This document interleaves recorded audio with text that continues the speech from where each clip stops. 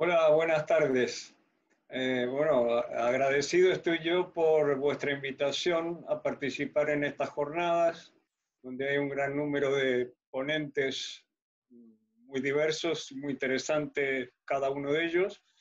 Algunos los conozco, como Nuria López Torres y Tino Soriano, que son colegas fotógrafos y que viven aquí en España, en Barcelona en concreto. Y solo eso, agradeceros que me hayáis invitado, y aquí estoy para lo que haga falta. Muchísimas gracias a ti. Gracias Ángel por estar aquí con nosotros. Tú sabes que yo aprecio tu trabajo, amo tu trabajo, me encanta y de verdad yo, como todas las otras personas que están aquí, estamos esperando, ansiosos de escucharte. Así que te damos la palabra tuya, todo tuyo. Bueno, con estas palabras ya no sé qué decir, me quedo como un poco parado, ¿no? Pero agradecerte esta introducción y bueno, voy a iniciar esto, tenemos un tiempo limitado, hay mucha gente, he preparado una serie de imágenes, las primeras, voy a ver si me permite compartir pantalla aquí, vamos a ver. A ver. ¿Estáis viendo, no? Sí. Bueno, aquí las caras nuestras están tapando la información. Había una señora ahí, era en la No, pero malla la de... vemos. ¿Se veía?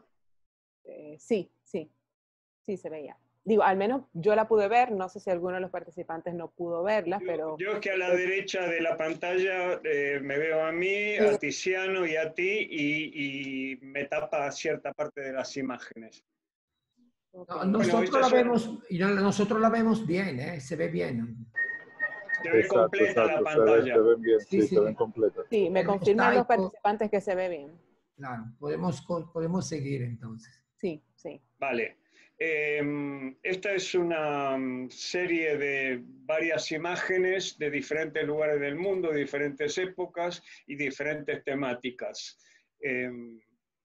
Bueno, debo decir también que el formato de esta pantalla del ordenador donde estoy proyectando corta un poco las imágenes arriba y abajo, pero bueno, se ve.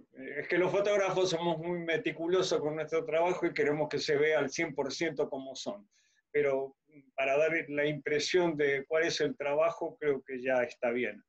Entonces, como decía, yo llevo trabajando unas decenas de años en diferentes temáticas y esto está reflejando un poco todo esto que he intentado captar a lo largo de los años.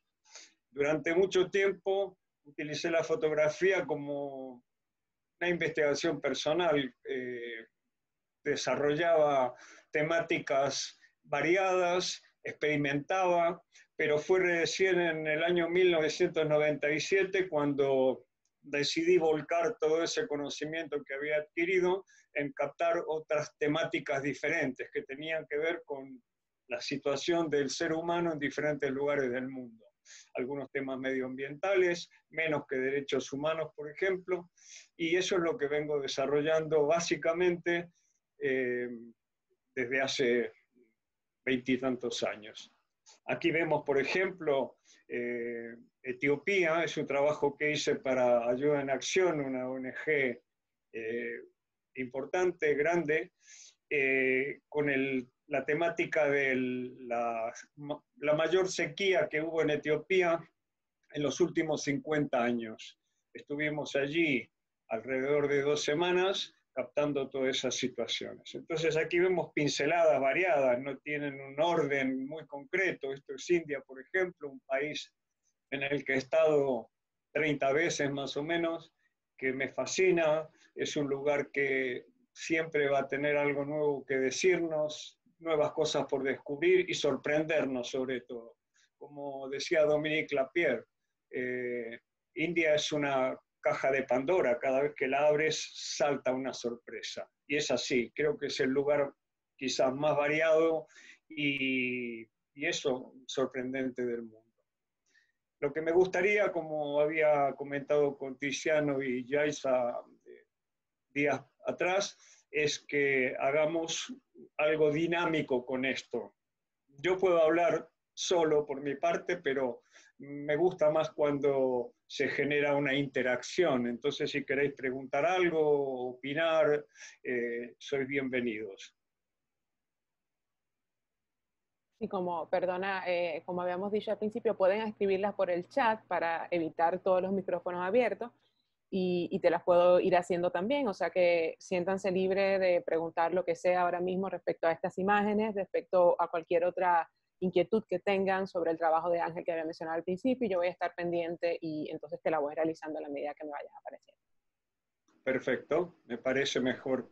Mira, esta Eso. foto que pasó ahora me encantó, perdóname, la que vi, que hay un crucifijo, ¿no? Eso es era muy interesante. Lo que quería, esperando que alguien empiece a hacer algunas preguntas, era si, o sea, ¿tú podrías comentar algunas de estas imágenes que estamos viendo ahora? Es que van a un ritmo más o menos rápido, entonces Sí. cuando me estás preguntando sobre una, ya estamos en otra y en otra y en otra. Pero esto es curioso, es anecdótico.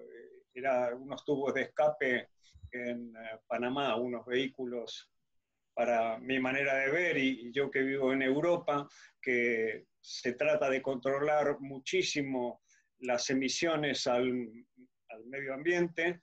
Me chocó mucho, ¿no? Esos dos escapes echando humos salvajemente. Aquí veíamos unas imágenes de Melilla, que es territorio español en África. Melilla y Ceuta son dos pequeñas comunidades autónomas, pero que pertenecen a España dentro de África. Y es una zona que es una de las fronteras sur de Europa, por donde entra gran cantidad de inmigración y generalmente hay conflictos. Ya sabéis vosotros que a Europa llega gente a través del Mediterráneo por muchísimas vías y esta es una de ellas, ¿no? Aquí estamos viendo unos tibetanos que están en el paso de Nang Pala, que es entre Tíbet y Nepal, por donde huyen muchos de ellos para llegar a Nepal y luego a India, exilarse y vivir un nuevo tipo de vida. Bueno, esto era una introducción, ahora estamos en un carrusel dando vueltas, voy a ver si... Tengo, perdona que te interrumpa, sí tengo algunas preguntas. Dime. Bueno, primero me dicen, me gustaría saber un poco más sobre sequía de Antioquía. Se ve interesante, ¿cómo fue esta experiencia en ese momento de ver gente con necesidades humanas primarias? Más o menos esto, tu experiencia allí. No te he entendido muy bien. Okay. Experiencia con Te respecto repito, a... me preguntan respecto a la sequía de Antioquía. Entonces, ¿Para? la sequía de Antioquía. Entonces, me preguntan cuál fue tu experiencia al ver todas estas personas con necesidades humanas básicas y Sí, primarias. eso fue Etiopía. Fue la peor sequía en 50 años y, como dije antes, fuimos con Ayuda en Acción a documentar todo esto. Yo iba con personal de la ONG y mi trabajo era el de ir registrando todas estas situaciones de carencia de agua y cómo se estaba intentando subsanar todo esto desde el gobierno, la misma ONG y la gente local. La situación era terrible. No tengo palabras más para definir todo esto. Una situación angustiosa donde vemos a personas que para desarrollar su vida cotidiana, por ejemplo, simplemente para el hecho de tener agua para beber y cocinar, se tienen que desplazar durante horas, mujeres sobre todo, que son las que van a buscar el agua, cargando a sus bebés encima y bidones de 20 litros de capacidad para poder transportar esa agua a sus poblados. Y no solo esto es a lo que le dedican una gran parte del día, sino también a recolectar leña para poder cocinar. Entonces, esta situación que ya de por sí sucede en otros países africanos, en India lo he visto montones de veces, se agrava cuando hay carencia de agua por falta de lluvias, por ejemplo. Entonces la situación es dramática. Para no hacerlo demasiado largo ni estar solo en un tema, ahora he seleccionado estas imágenes que son de Senegal, que este año tuve el honor de recibir un premio importante que es el Sony World Photography de la Sony World Photography Organization. Y son... Claro, Perdona, ahora cuando le han hecho la presentación... Perdona, alguien tiene un micrófono abierto y perdona, Sí. Ángel, que te interrumpa. Por No favor, pasa nada. recuerden mantener los micrófonos apagados porque si no, se nos escucha acá toda la conversación y bueno, pues interrumpimos a nuestro invitado. Nada. Decía que estas imágenes pertenecen a un trabajo que hice en Senegal, son luchadores de la lucha tradicional senegalesa y que, como dije, tuve el honor de recibir el premio de la Sony World Photography Organization. Y esto fue una situación que no tiene mucho que ver con mi manera de trabajar generalmente, porque hay temas a los que yo le dedico un trabajo previo de investigación y luego a veces vuelvo una y otra vez para seguir documentando. Esto se hizo solo en una tarde. La sorpresa mía fue cuando se presenta el premio y sale ganador. Entonces, estos jóvenes, que son chicos de 19, 18, 22 años, están entrenando en una playa en Dakar para ser futuros campeones de la lucha tradicional senegalesa, que es el deporte número 1 en Senegal. Se llenan estadios enormes para participar, para ver estos combates. Y estos luchadores de élite ganan fortunas enormes y claro, estos chicos quieren llegar a ser como ellos, es su aspiración. Entonces decía que a diferencia de otros trabajos a los que le dedico mucho tiempo, esto lo hice en 1 hora y media. Fue el tiempo que tenía y la circunstancia era que tenía alrededor un montón de gente. Yo en este viaje no había ido solo, sino que había ido acompañado por unos 15 periodistas más o menos. Habíamos sido invitados por el gobierno de Senegal a hacer un reportaje y nos llevaron a ver esto que yo había pedido expresamente para hacer un reportaje con un periodista que me acompañaba. Al final todo se complicó, se confundieron y nos llevaron a todos a ver a estos chicos. Entonces yo tuve que estar trabajando de manera rápida, incómoda, esquivando a todos los otros periodistas que estaban haciendo fotos por todos lados, delante, detrás y tal, y quiero decir que fue más bien un producto casi de la casualidad. Y Perdona, por eso digo que... Perdona ¿sí? que te interrumpa, Ángel. Lo que pasa es que no nos están saliendo en la pantalla las fotos de la lucha senegalesa. ¿No se ven? No, estamos viendo todavía la presentación que tenías antes, están las fotos corriendo, pero todavía no se ven las fotografías. Sí. A ver. Pensé que estabas esperando un momento para pasarlas y no te quise interrumpir. No, ¿ahora se ven? No, todavía. Estamos todavía en la galería que tenías preparada. Entonces no sé qué está pasando aquí porque yo estoy dándole a compartir pantalla. Es que la tienes compartida, lo que pasa es que nos mantienes viendo la galería primero. Las otras, exacto. Claro, pero yo estoy cambiando para que eso no pase y sigue pasando. Si tú quieres, prueba a salir de la pantalla compartida y entra directamente con la proyección de las imágenes. Es que no sé cómo se hace eso. Vosotros estáis viendo esto, ¿no? Ahora lo de Etiopía. Sí, correcto. Exactamente, la proyección de las imágenes estamos viendo ahora. Vale. Entonces, perdón que interrumpa, puede probar saliendo, dejando de compartir e iniciando de vuelta. Exacto. Ahí está. Ahora, a ver. Gracias. ¿Ahora? Ahora te vemos a ti, exacto. Entonces ahora dale, entra a la selección de fotos de la lucha senegalesa y compártenos una vez las tengas. Ahora te vemos a ti. Tienes que darle A mí, nuevamente sí, te vemos a ti. Darle nuevamente a compartir pantalla. Ahora, es una que vez tengas... sí se lo he dado y no, vamos a ver. Hay algo que no termina de funcionar aquí. A ver. Ahora sí ¿Ahora? estás compartiendo de nuevo. Ahora sí estamos viendo la foto de la lucha senegalesa. Bueno, por fin. La tecnología esta nos juega malas pasadas. No, y perdona, yo Además, no te interrumpí porque pensaba que querías hacer la historia antes de pasar las fotos y hasta que me di cuenta. no. Cosas que suceden. Además que yo creo que yo soy nuevo en esto de Zoom, estoy manejando varias herramientas al mismo tiempo y creo que a todos un poquito nos pasa esto, ¿no? Bueno, estos son los chicos estos, los luchadores senegaleses. Vale. Ahí se ve bien, ¿no? Ahí vamos. Pues esto, lo que decía que fue el producto casi de una casualidad, porque en una hora no se puede hacer un gran trabajo, pero a veces al final una fotografía es una fracción de segundo y la casualidad, las circunstancias, la suerte influyen también muchas veces. Y parece ser que aquí se dio un poquito de todo eso.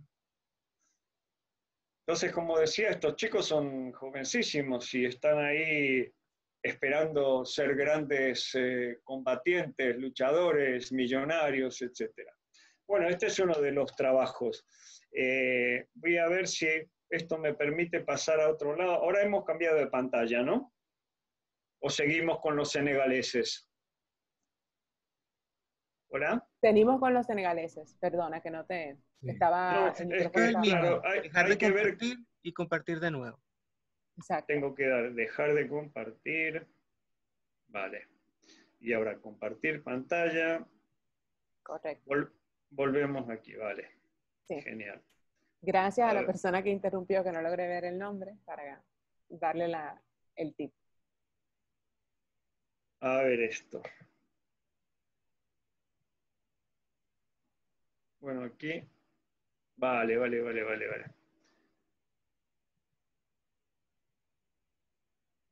Esto es la introducción a las jornadas. Y aquí hay una pequeña colección de publicaciones que tienen que ver con reportajes alrededor del mundo.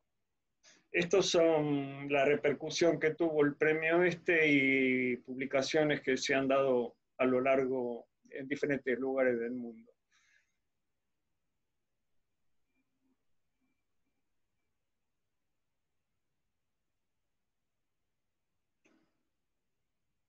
Y aquí empiezan una serie de otras publicaciones. Yemen, que es un país que está viviendo una situación terrible, lamentable ahora, está olvidada totalmente, ha sido prácticamente destrozada por Arabia Saudí, no hay repercusión en los medios, un país increíble, fantástico, con un patrimonio brutal. Yo estuve ahí hace 20 y tantos años y me fascinó, me pareció maravilloso y es una pena y una tristeza que esté sucediendo lo que está pasando, ¿no? Hay conflictos, como dije alguna otra vez, que están olvidados. Se habla mucho en un momento determinado de Siria, por ejemplo, con toda la razón del mundo, de Palestina, también con toda la razón del mundo, pero hay otros que se quedan ahí estancados, no se le hace prácticamente caso. Yemen es uno de esos casos, la situación de Tíbet es otra, porque tiene atrás al gigante chino que con su influencia y presión sobre tantos gobiernos del mundo hace que esta cuestión quede olvidada. Aquí estamos viendo algunas publicaciones de que hice en India con la Fundación Vicente Ferrer, que era falleció hace unos años, era un sacerdote español jesuita que se fue a India y creó esta fundación que hoy en día está llegando a alrededor de 3 millones de personas, generalmente de las castas más bajas, más desfavorecidas. Estos son sirios en Grecia, en Atenas.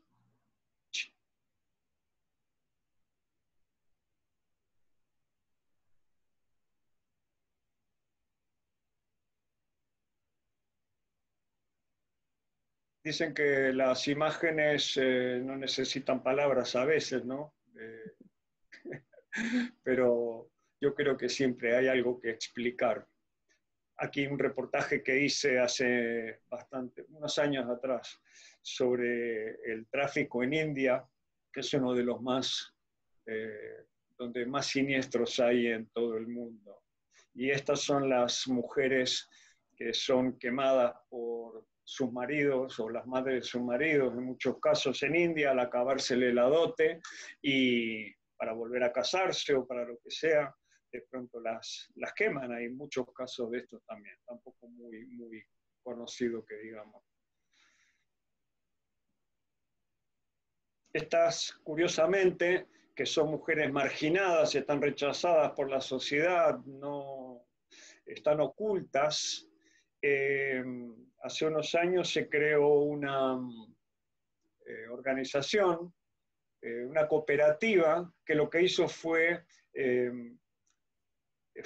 abrir unos restaurantes en 3 ciudades de India. Y ellas trabajan ahí, sirven a los clientes, cocinan, etc. De esa manera tienen un medio para ganarse la vida y al mismo tiempo recuperar sobre todo la dignidad y la presencia en la sociedad. Esto tiene que ver con lo que hablábamos antes, la sequía de los últimos 50 años en Etiopía. Estos son los bidones. Perdona que ¿Sí? te interrumpa, lo que pasa es que tengo una preguntita que va por esa misma línea, no te la quise hacer antes para no interrumpirte, que va por la misma línea de la sequía. A ver si me la pudieras contestar. Dice, ¿qué opinas de eso mismo que cuentas de hace años, falta de acceso al agua potable, que siga ocurriendo hoy en día y que a los medios no les interese lo más mínimo? Tu opinión al respecto, te pregunto. Es que tu voz me llega con cierta interferencia. ¿Me escuchas mejor ahora? Ahora mejor. Perfecto. Bueno, pues la pregunta va en la línea de lo que hablabas de la sequía en Etiopía. Te preguntan que qué opinas de que esto que ya tú cuentas y has reportado de hace años se siga manteniendo en la actualidad y que todavía los medios, a pesar de que existan trabajos como el tuyo que documenten esta situación, no le prestan la atención debida. Sí, sigue sucediendo porque estas sequías son periódicas y en la zona esta, por ejemplo, el Sahel africano, en la zona del Cuerno de África, Etiopía, Sudán, Eritrea, toda esa zona de ahí tiene por momentos determinados periodos de sequía. Este que yo reflejé fue hace 4 años, o algo así, 4 o 5 años, fue de los más graves. Pero esto se repite. Y hace poco, además de esto, tuvieron una plaga de langostas, pero algo brutal. Yo he visto imágenes y son miles de langostas en 1 metro cúbico, algo devastador, terrible. Entonces, esto, a ver, tenemos un problema grande que es el cambio climático y esto de todas maneras influye sobre este fenómeno que se viene sucediendo de tiempo atrás, ¿no? Ahora se está agravando y iremos a peor. No solamente Etiopía, la zona del Cuerno de África, estamos viendo cómo hay zonas del planeta que de pronto están sufriendo aumentos de temperaturas, sequías también, falta de lluvias, pero luego, a la inversa, tenemos diluvios increíbles en lugares donde antes no sucedía. Esto sabemos que va más, hay estudios de sobra que ratifican todo esto. Y, en fin, yo creo que es algo que debemos ser conscientes todos de esto porque todos somos responsables de lo que está sucediendo de alguna manera, ¿no? Y claro, no podemos cambiar la situación de Etiopía nosotros, pero sí podemos participar de alguna manera limitando nuestros consumos de agua localmente, evitando despilfarros, siendo conscientes de todas estas cosas. Bueno, otra preguntita y sigue en la línea de todo lo que has pasado. Esta ya no va tan directo al tema de de Etiopía, sino que más bien va respecto a tus reportajes en la región del Himalaya y el Tíbet. Te preguntan que por qué te interesó hacer tus visitas a los lugares donde están los refugiados tibetanos. Y te preguntan también que a pesar de que saben que no eres un experto en el tema del budismo, pero ¿cuál es tu intención inicial? ¿Qué te motivó a hacer este viaje por el Tíbet y a documentar esta situación de los refugiados tibetanos? Bueno, yo debo decir que desde que tenía 15, 16 años tenía una atracción especial por Oriente, sobre todo India y esa región del Himalaya. Y leí literatura de esas regiones. Entonces ya esa semilla estaba dentro mío, esa inquietud. Pero fue recién en el año 1997 cuando decido ir a India y Nepal por 2 meses aproximadamente. Ya tenía una información previa de qué regiones visitar, dónde se encontraban los exiliados tibetanos, pero no iba solamente a hacer este tema, sino que iba a hacer otros temas también, viajar por el país también, porque no solamente, a veces viajo solo para hacer un reportaje y me centro, como el caso de Etiopía, exclusivamente en eso, pero otras veces también me gusta conocer, relajarme, descubrir, sorprenderme, maravillarme con otra cultura, con gente, con monumentos, paisajes, etc. Entonces este viaje de 2 meses tenía un poco ese cometido, las dos cosas simultáneamente. Pero cuando contacto con los campamentos, los asentamientos de refugiados, me quedé bastante sorprendido con todo lo que vi ahí y fue que al volver a Madrid, y empiezo, entonces trabajaba yo con película blanco y negro y diapositivas. Al revelar todo el material blanco y negro, veo que tenía ahí, había documentado algo que me había impactado mucho, pero que al mismo tiempo me daba la motivación como para continuar. Entonces solicité una audiencia con el Dalai Lama en Dharamsala, al norte de India, donde él reside, y me la concedieron. Eso fue agosto del año 98. Y al final estuve 2 semanas, tuve mi audiencia previa, le enseñé el material que había documentado de esos tibetanos que escapando a esos 6.000 metros de altura por el Himalaya habían perdido los pies, las manos por congelación, algunos habían muerto por aludes, etcétera, etcétera. Hablamos de muchas cosas y luego lo seguí durante esas 2 semanas en diferentes tipos de actividades, circunstancias y tal. Y volví otra vez a Madrid y al final volví una vez más y otra y otra y otra. Luego lo seguí en el exilio en Canadá, en otros países de Europa y en el Tíbet, por supuesto, también. Aquí hay un poco, bueno, estos son trabajos que hice con la Fundación Vicente Ferrer, que contaba antes. Este es un reportaje que salió en el suplemento dominical del País, que es uno de los periódicos más importantes de España, y fui con una gran periodista, Lola Huete Machado, que es redactora del País. Hicimos este reportaje, Ingenieros Intocables Made in India, que cuenta la historia de estos chicos que gracias a la educación impartida por la Fundación Vicente Ferrer, estos chicos de castas bajas, salen de ese ciclo, de esa inercia de la pobreza y de la falta de educación y de oportunidades.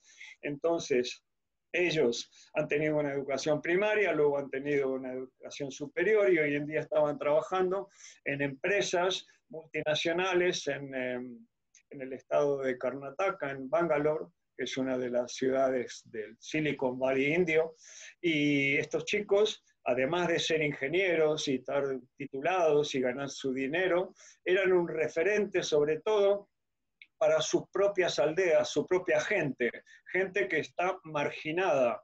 El tema de las castas está abolido en India desde hace muchos años, sin embargo, en muchísimos lugares todavía eso sigue sigue existiendo.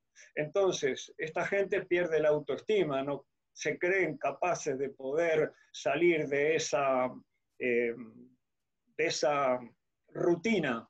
Y esta gente son el ejemplo real de que es posible hacerlo, con lo cual, no solamente para su propio beneficio, sino para el beneficio de la comunidad, todo esto es importante.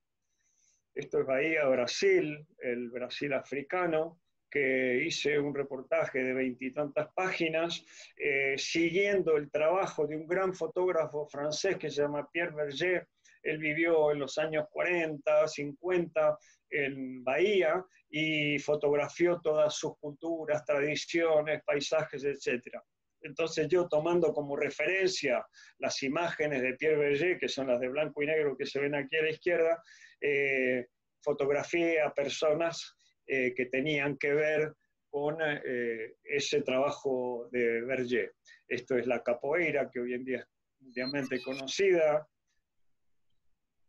Este es a la derecha, muy curioso, la Hermandad de la Buena Muerte, que he ido varias veces a estar con esta gente. Es una hermandad de descendientes de esclavas, que tiene hoy en día una veintena de integrantes, pero cuando se fundó esto, la idea era poder comprar la libertad de otros esclavos para poder liberarlos.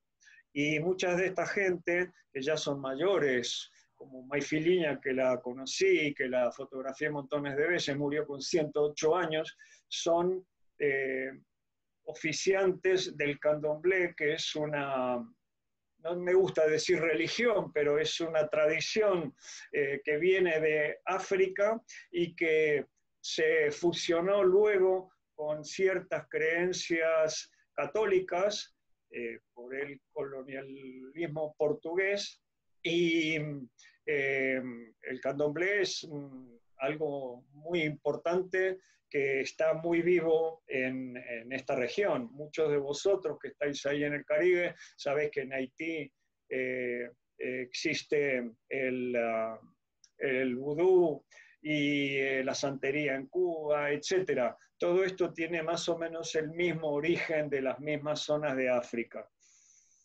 Esta es la Maifiliña, que murió con 108 años y me dijo un día, dice, yo voy a morir como mi madre, con 108 años. Y a los años se murió, como lo había dicho. Un reportaje en Panamá sobre una tribu de indígenas que vive ahí al lado del canal. Perdona, Los Emberá, ¿sí? haciendo un paréntesis, porque sé que no íbamos a hacer preguntas de tecnicismo, pero es una pregunta que va con todo lo que has hablado y que me han hecho. Primero es cómo haces con el acercamiento para tomar estas fotos con las personas. Y de esa misma línea me preguntan sobre el equipo fotográfico que utilizas en tus viajes de manera específica para tomar esas fotos. Voy a hacerte paréntesis para esto porque es una pregunta que me han hecho de manera constante y disculpa para poder responderla. Bueno, ¿cómo me acerco a la gente para fotografiarla? Yo creo que no hay una fórmula única, ¿no?, que sirva, porque cuando estás en un lugar donde la manera de comunicarte es diferente, las costumbres son distintas, los gestos quieren decir cosas que tú no comprendes o ellos no comprenden los tuyos.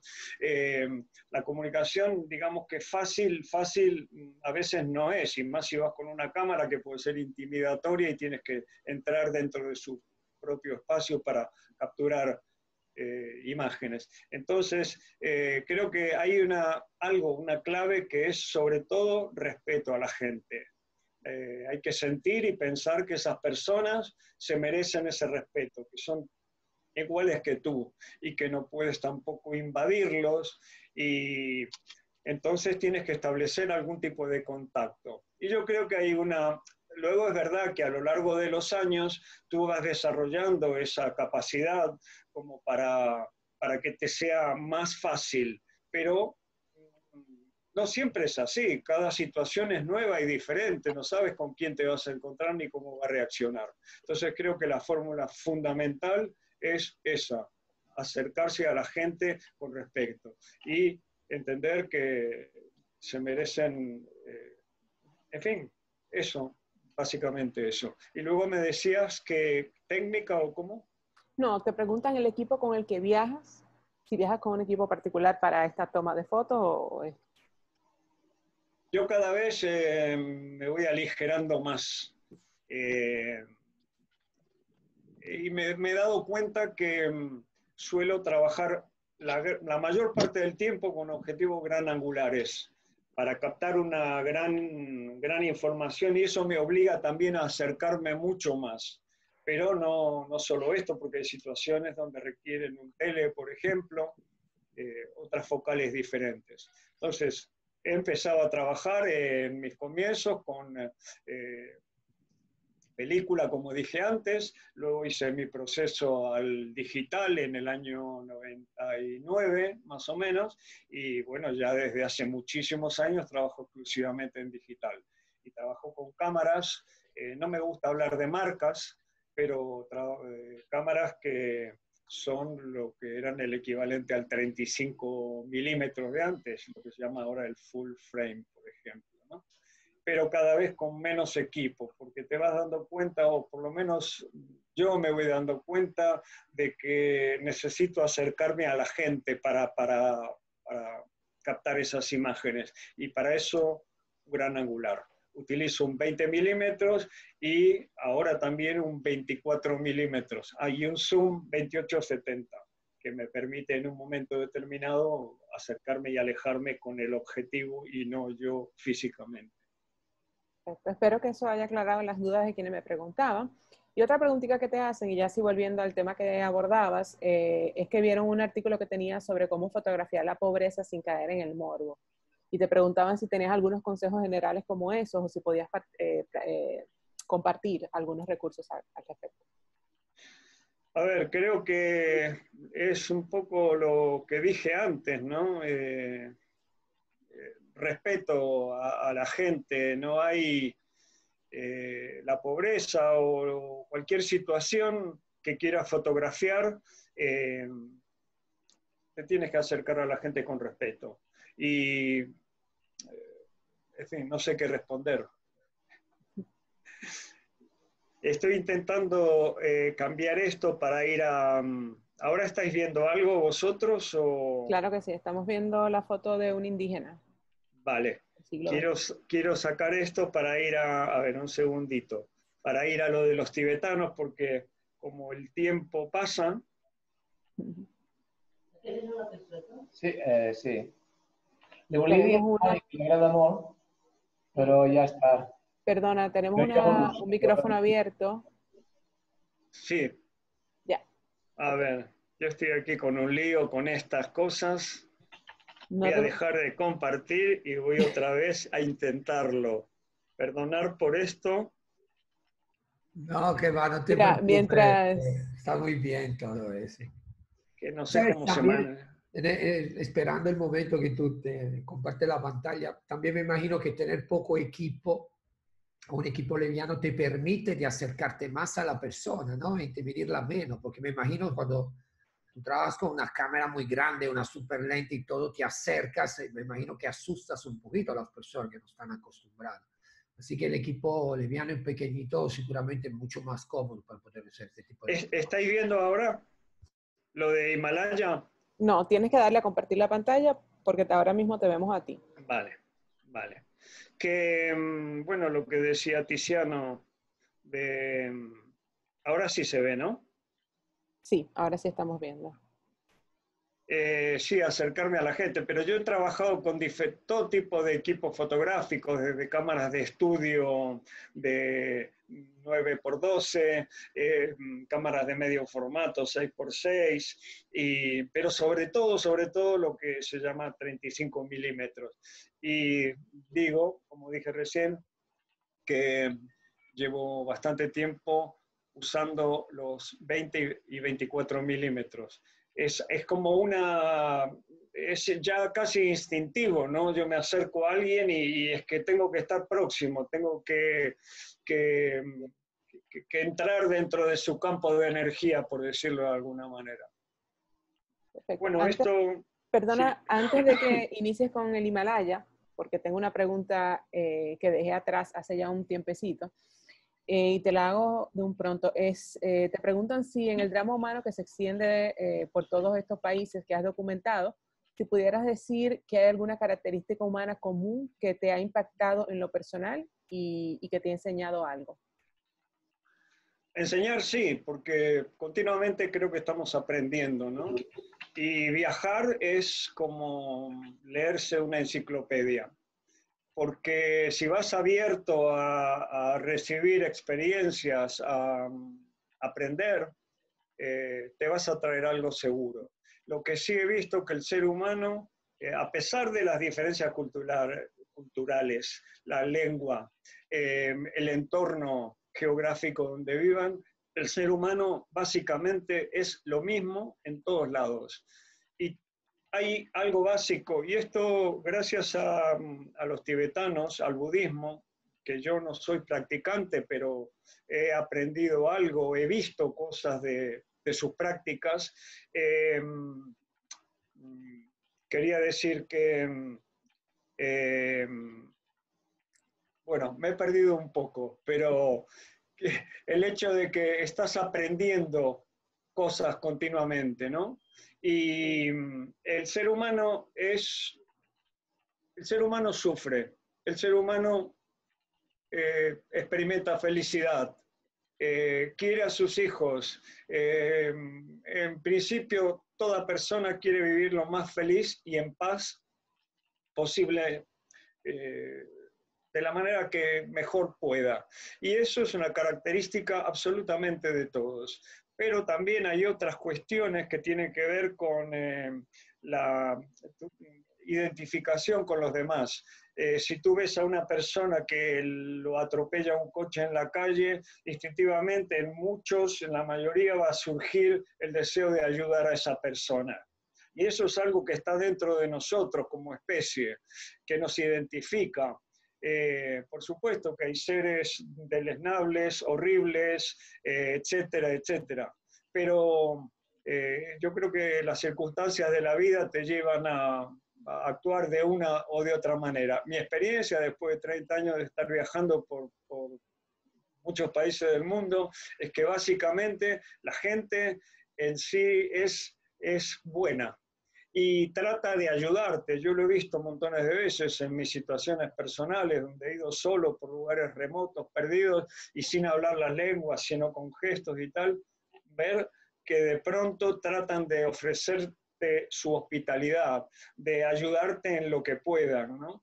Y creo que somos humanos, somos básicamente lo mismo, ¿no? Bueno, esto es lo de Himalaya.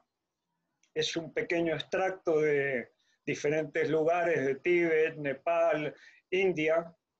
Esta, por ejemplo, estamos en un paso de montaña a unos 5.000 y pico de metros, y atrás se ven unos animalitos que son los yaks, que viven a partir de los 2.500 metros hacia arriba y que son utilizados por los tibetanos, los sherpas, los dolpa, gente de la zona, como transporte. Entonces hicimos años atrás un documental sobre estas caravanas que suben a los lagos salados que están en las montañas, en el Himalaya. Estos lagos son de la época en que son de origen marino, de la época en que India era no formaba parte del continente, sino que colisionó con el continente, y hubo dos placas diferentes, una más frágil que la otra, con lo cual con este choque una subió y ahí arriba quedó esa agua que es de origen marino, que digo, y se encuentra a 4.000 metros de altura, por ejemplo, donde se extrae la sal, que paradójicamente en las zonas bajas no existe. La sal es un elemento indispensable para nuestra supervivencia. En la sociedad moderna nosotros comemos una galleta que tiene sal, un pan que tiene sal, etcétera, etcétera, y recibimos nuestro aporte salino.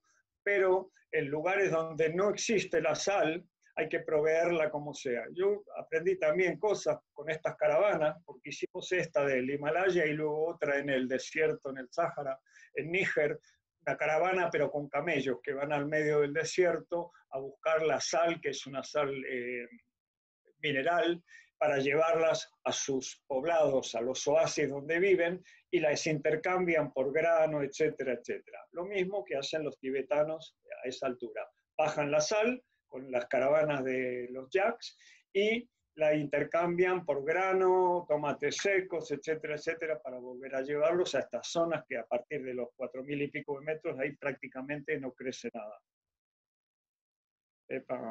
A ver.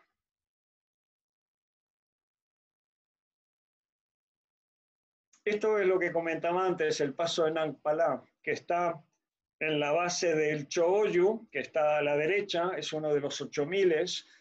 Este paso está a 5.600 metros de altura más o menos, y por aquí cruzan muchos tibetanos que escapan, desde que Tíbet está ocupado por China, escapan hacia Nepal para luego ir a India.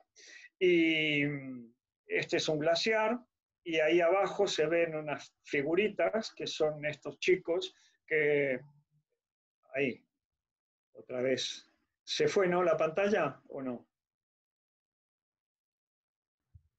¿Hola? Perdona, Sí, sí, se fue, ahora te vemos a ti, sí. Vale. Bueno, a ver si se puede restablecer. Yo no sé cuánto tiempo tenemos, si nos hemos pasado, si estamos bien o No, qué. todavía. No, tenemos 10 minutos todavía, si hay más preguntas. Bien. 10 minutos. Y yo mientras veo si puedo recuperar esas imágenes, que era lo que me interesaba también Claro que enseñar. puede. Te esperamos, te esperamos. Te esperamos, te voy dando algunos de los comentarios también. Sí. Muchas felicitaciones por tus imágenes, por tu exponencia, por tus investigaciones. Realmente había preguntas respecto a si, pero creo que ya lo has mencionado, si antes de realizar estos proyectos tienes que hacer una investigación previa, y creo que ya hablaste al respecto. Y preguntan ahora que a pesar de que los avances de la tecnología y del mundo en general, ¿por qué a pesar de los avances, perdón, de la tecnología existen todavía poblados con estas carencias?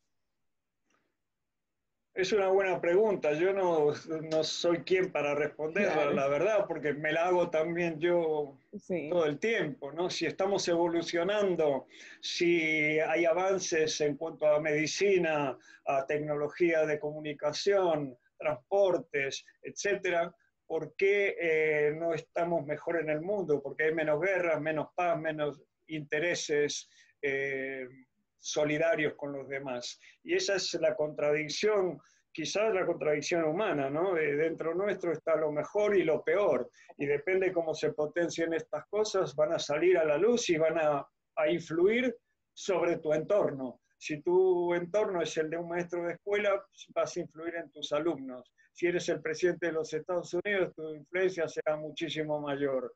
Pero bueno, son preguntas que yo no encuentro más respuesta que lo bueno y lo malo está dentro nuestro.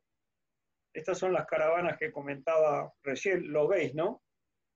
Sí, sí, estamos viéndolas, sí. Este es un animal muy curioso, el yak.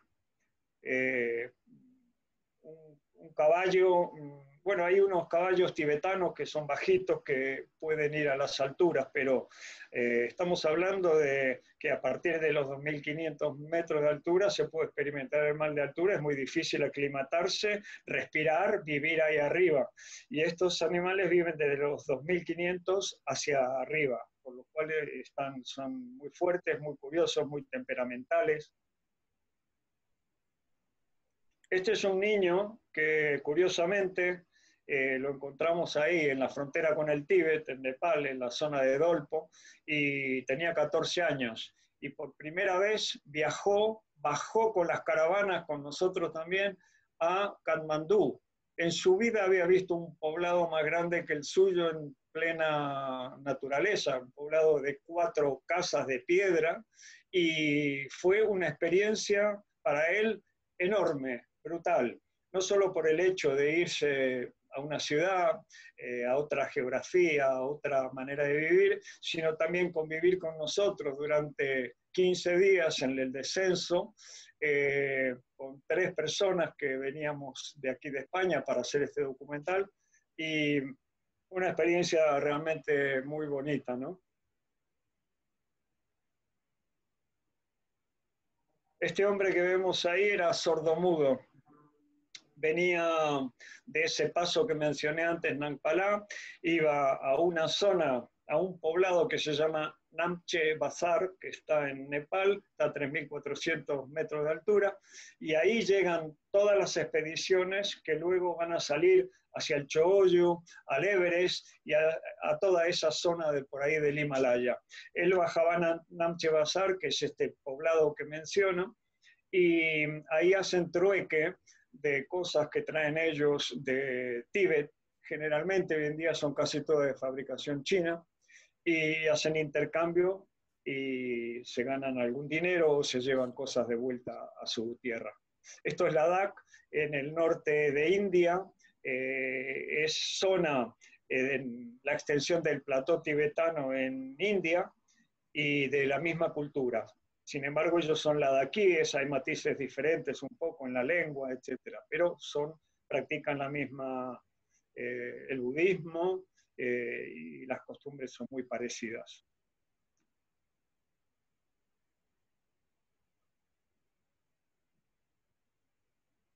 Bueno, como vamos allí ya llegando al final de tiempo, voy pasando. Este es Namche Bazar, el poblado que decía.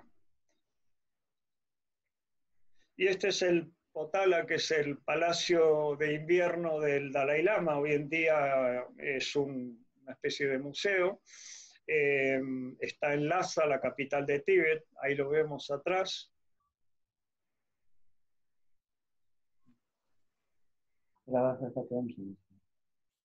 Aquí estamos en Dharamsala, que es donde reside el Dalai Lama en el norte de India y donde se estableció un gobierno tibetano en el exilio, escuelas, monasterios, etcétera, etcétera. Y esta gente, que son monjes, están haciendo una vigilia por una persona que se inmoló en Tíbet, se había prendido fuego, como viene sucediendo desde el primero fue en el año 98 en Nueva Delhi, un tibetano que se quemó como protesta por la ocupación china de Tíbet.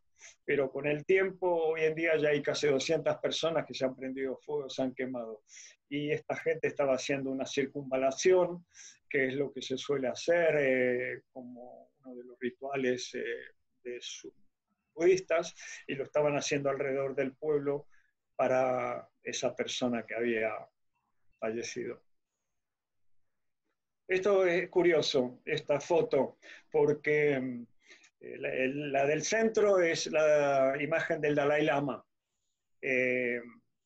Esta foto la hice en Tíbet, en unas cuevas en alta montaña, donde son lugares de peregrinación, mucha gente va ahí, hay como pequeños templos dentro de la cueva y tal. Entonces, cuando yo subía, venía una monja joven bajando y llevaba estas medallas. Y curiosamente, la del Dalai Lama no la tenía a la vista, la tenía del revés. Del otro lado había otra imagen, porque tengo que decir, muchos lo sabrán, que las imágenes del Dalai Lama en Tíbet están prohibidas. Puedes ir hasta a la cárcel por llevar una imagen de esta. Entonces, cuando ella me vio a mí, un extranjero, me miró, se sonrió y dio vuelta a la medalla y me enseñó al Dalai Lama. Y yo que hablo 4 palabras en tibetano y nada más, es decir, poco me puede comunicar, y ella no hablaba inglés. Entonces nos despedimos, siguió caminando hacia abajo y tal, y yo en un momento dije, alto, alto, alto, espera, espera. Bajé hasta donde estaba ella y le dije con señas que diera vuelta otra vez la imagen y hice esta fotografía. Es simbólica porque aunque aquí no se ve en la foto, hay varias imágenes y luego hay una llave. Pues esa llave tiene grabado en relieve China. Y me di cuenta cuando esta foto la empecé a procesar aquí en Madrid, hice una ampliación grande y vi esto. Y para mí el símbolo es que la llave, la solución a los problemas está en manos de China. Muy difícil, después de 60 años de ocupación, los chinos no quieren ceder y no creo que vaya a cambiar mucho todo esto. Perdona, para hacerte una preguntita que creo que va por esta misma línea, te preguntan realmente cómo haces con los permisos para entrar a Tíbet, ya que China niega la mayoría de los accesos, y además del permiso te preguntan sobre la financiación de, de tus proyectos. ¿Cómo sobre la financiación. Exacto, te preguntan primero cómo logras el permiso para permiso. China y el segundo sobre la financiación de tus proyectos. Bueno, los permisos para China tú necesitas un visado, pero luego para ir a Tíbet necesitas otro visado más, necesitas un permiso. Estos permisos no son fáciles de conseguir dependiendo en qué circunstancia y en qué época vayas. A veces, inclusive, cuando tú tienes visado para entrar a Tíbet y tienes todas tus reservas hechas, etcétera, que te exigen allí para poder entrar, normalmente te piden que vayas con un grupo, no viajeros individuales, etcétera. A veces, aunque tengas todo esto, de pronto se cierran las fronteras y no puedes ir. Y esto depende de muchísimos factores, pero es una zona sensible, altísimamente vigilada y controlada, y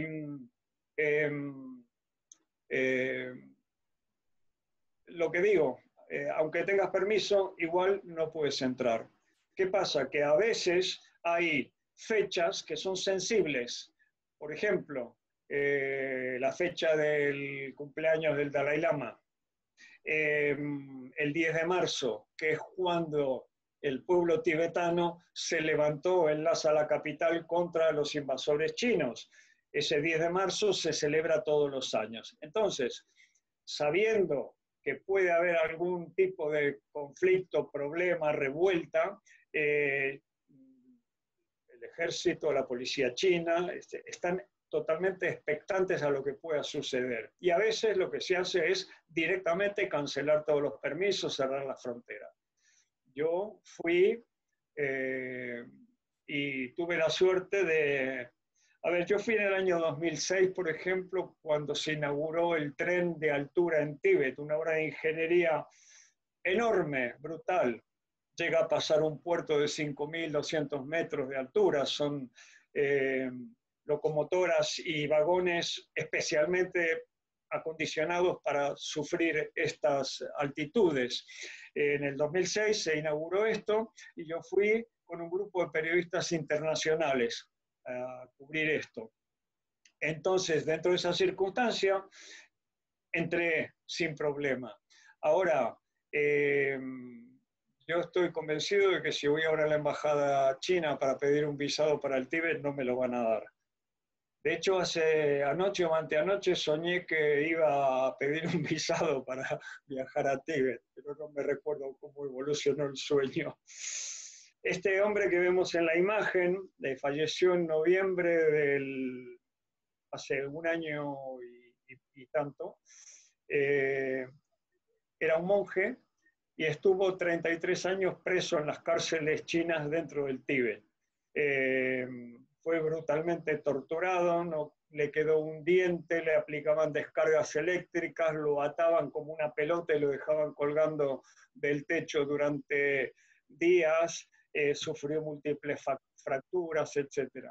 Cuando él salió de Tíbet, cuando salió de la cárcel después de 33 años, lo que hizo fue, sobornando a diferentes personas, comprar estos instrumentos de tortura que utilizaban con ellos, que eran algunos instrumentos de descargas eléctricas que se utilizan a veces con el ganado y que a los presos se le aplican descargas en todos lados, a las mujeres en la vagina, en el ano, en la boca, eso y otras herramientas de tortura. Él compró esto y se escapó, cruzó las montañas con 70 y tantos años y llegó a India.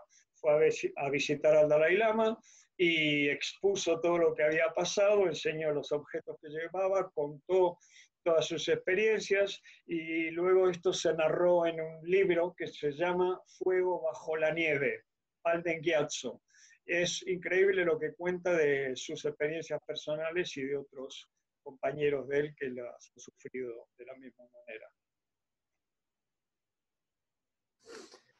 Este es el Dalai Lama.